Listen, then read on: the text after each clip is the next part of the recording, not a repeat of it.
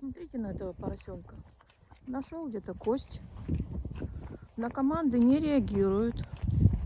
Уже давно пришла очередь кральку отпустить с повода. Но ему пофиг. Вот взял кость и пошел. Корсак, я тебя предупреждаю. Не говори, что не предупреждала. Завтра ты пойдешь гулять в наморднике. Вот и посмотрим.